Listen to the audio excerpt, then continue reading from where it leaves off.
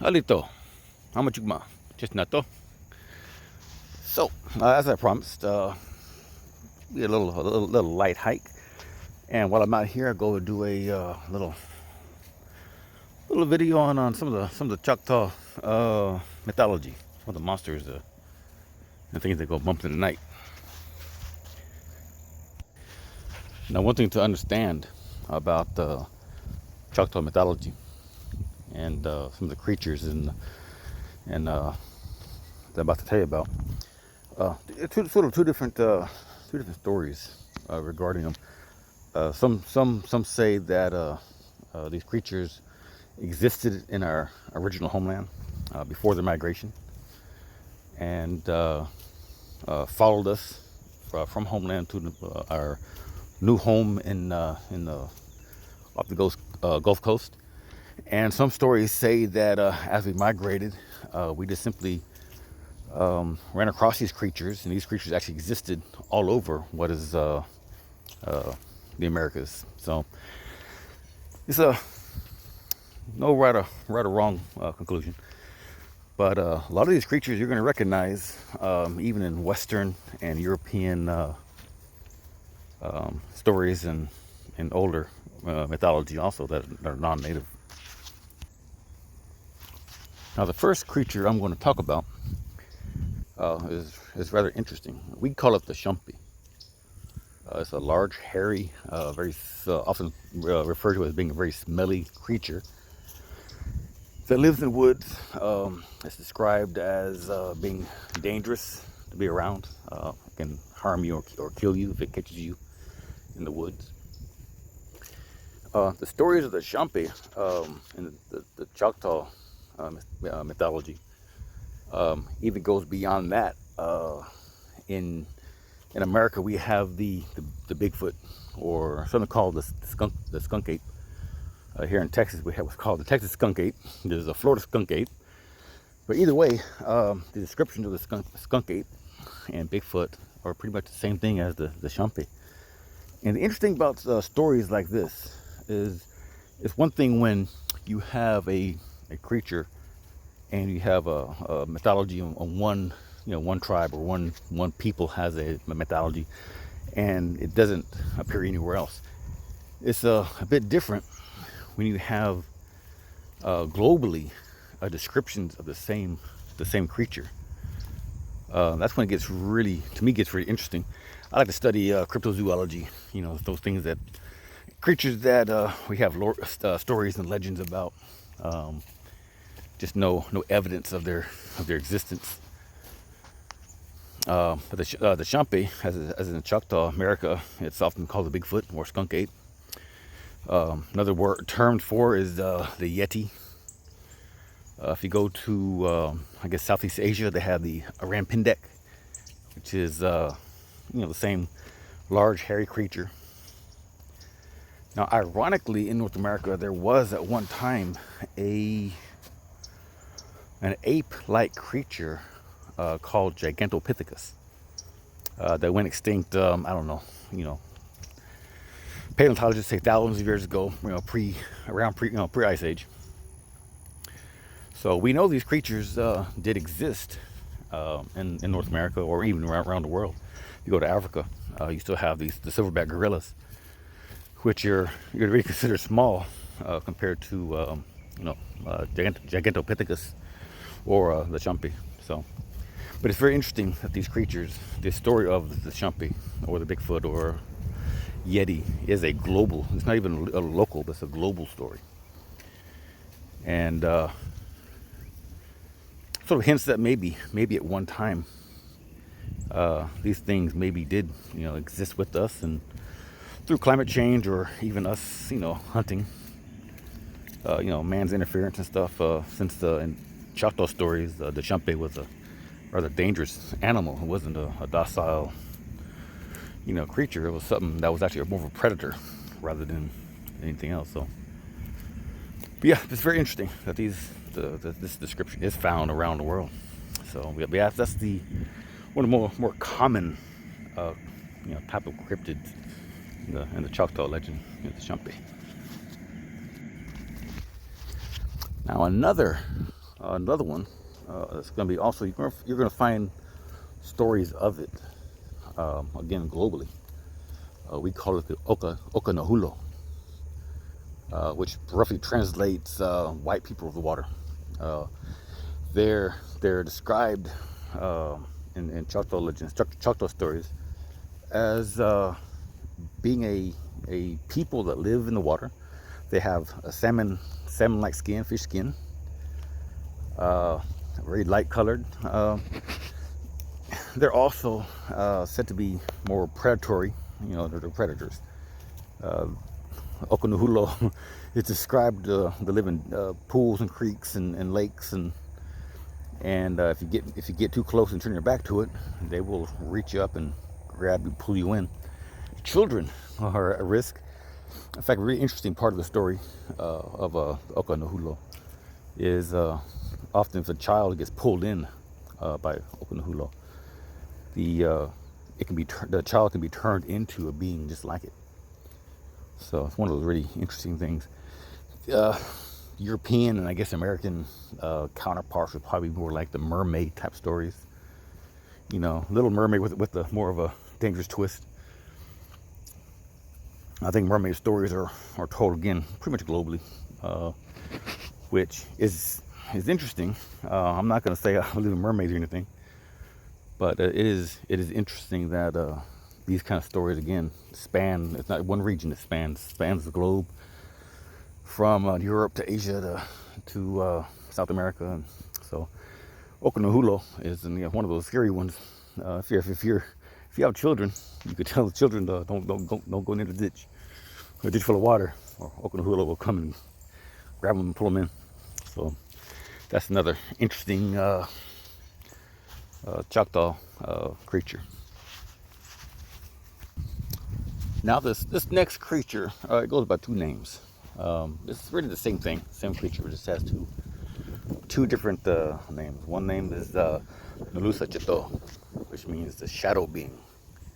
It's like a shadow-like person. Again, it can be said to be a little bit dangerous to people. The other name it goes by is the Impa Shilup. Impa Shilup basically means the soul eater, and the idea of this shadow being, the soul eater, this Nalusa Chito, is when a person or a hunter. A lot of times these stories have hunters involved, because I guess they spend most times in the woods nowadays. But when a person starts feeling down, starts feeling depressed or hopeless, the Nalusa Chito will enter the person. The shadow being will enter the person, eating from the inside out, and that's how it kills you, by eating you from inside out, eating your soul from inside out. It's one of those weird things. I'm not gonna get all Art Bell on you with shadow people and all that kind of stuff, but it is a very interesting little creature, because it often will sneak up on you at nighttime.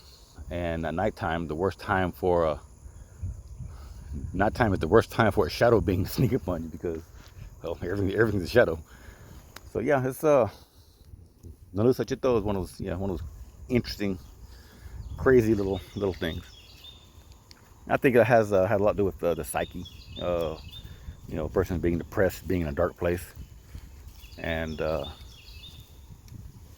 and Choctaw story, and just sort of.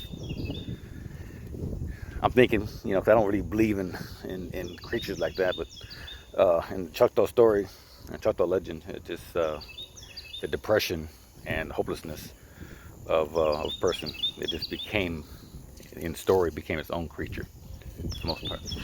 But it's pretty cool still. Now the next one is kind of a scary one, creepy one. It's called Nalusa Falaya. It roughly translates as the long black being.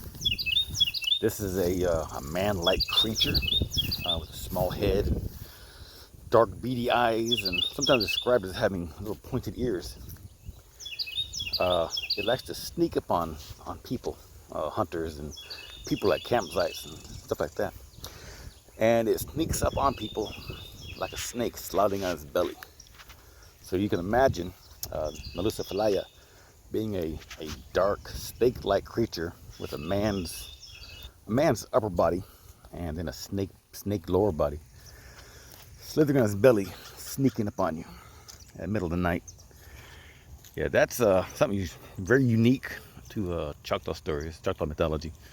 I don't recall any other creatures similar to that in other stories around the world. It could be, I don't know, but yeah. But Nalusa Falaya, that's one of those creepy ones when you want to tell a good ghost story at night, a good scary story at night, and you're camping, you have kids out there. That's one you could probably tell and make your arms get you a little bit of chicken skin.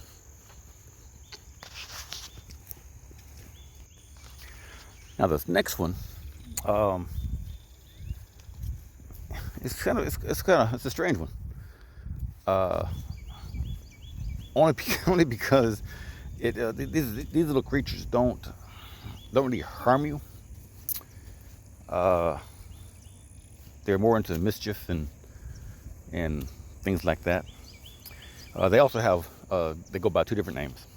One is Bohpoli, and Bohpoli means to throw or throwers. These little creatures, and they stand about 2 feet high.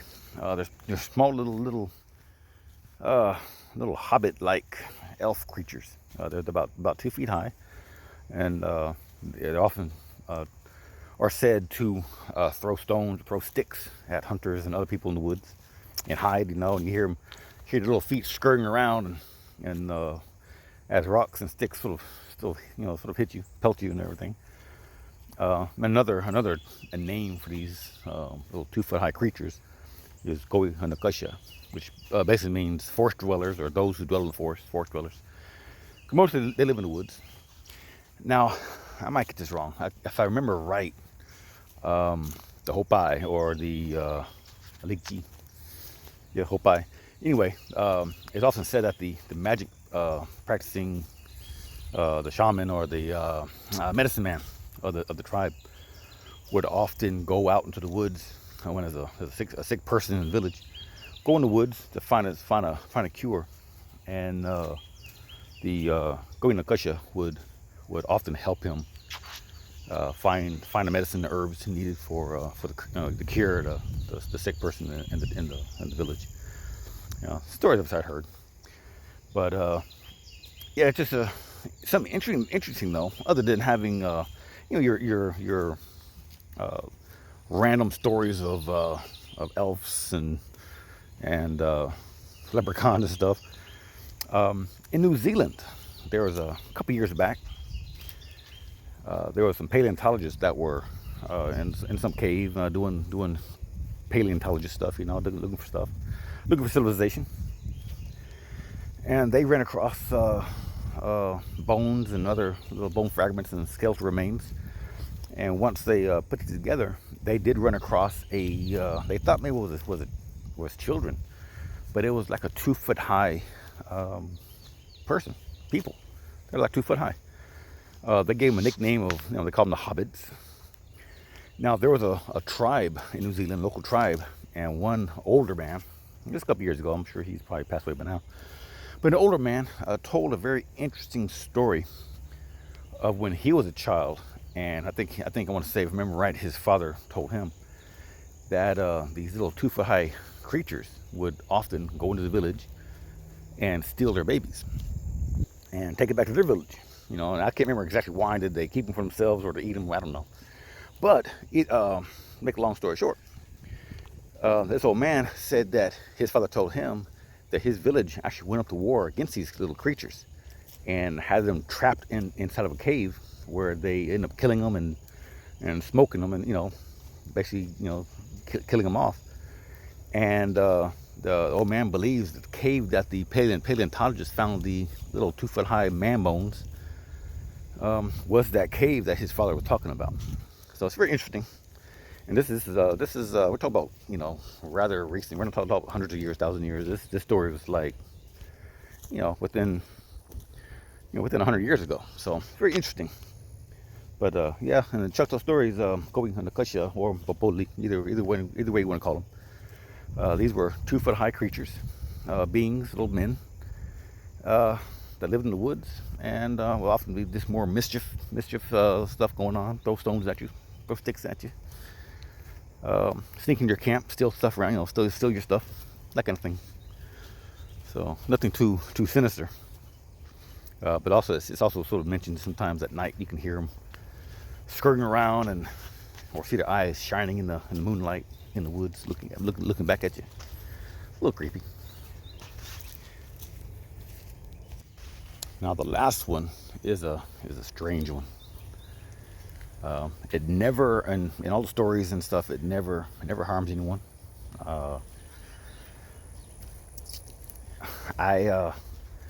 There's sort of two. It's the same name but two pronunciations. I think maybe one is Choctaw, maybe one is Chickasaw, and so we speak the same language for the most part. But it's the Kashehotapalo or Kashehotapalo. Either way, Kashehotapalo or Kashehotapalo, how you want to speak it. It basically means sound like an old woman yelling, or sound like an old woman hollering. This is a creature that is said to have the stand like a man, stand upright like a person. It has the legs of deer, hoof feet. Yeah, either way, it has the legs of a deer, and its upper body of a person, but its head is sort of small and looks shriveled up, and it simply sneaks up on you. Often again on hunters. Sneaks up on hunters and then screams at them, and often it gives us this weird scream. That's why it has a name, Kashehotapalo. You know, sound like an old woman yelling, because it sort of screams at you, and at a high pitch, and it's said to scare animals away, or scare the hunter, and also scare animals away. And the story is it's never told to hurt anyone. It basically runs up on you, screams, and runs off. You know, it's one of these weird ones. I don't know anything in other parts of the world that have that kind of story. But yeah, if I ever saw any deer prints out there and saying having 4 feet, only has 2 feet, then I'd probably believe it. But yeah, it's one of those stories that I just sort of can't wrap my head around too much. You know, I'm more of a, when it comes to like the Shampe, I'm a closet believer. You know, I'm not going to tell anyone. Well, I just told everybody. I'm not going to tell anyone that I believe it or have a suspicion of it maybe existing. You know, Bigfoot and everything. But yeah, I'm sort of a closet believer, I guess you want to call it. But Kashehotapalo, that's, yeah, little half man, half deer that screams at you like a woman, screaming. Yeah, that's a little far for me to believe. Well, that's all the stories I have today. There's others. There's a whole slew of mythology and other creatures, but those ones that I know. Other ones I'm not familiar with. I know of them, but I'm not familiar with them. So, time to head back to modern society. Yakoke, hachpis lachiki, afami himona, na yukpa.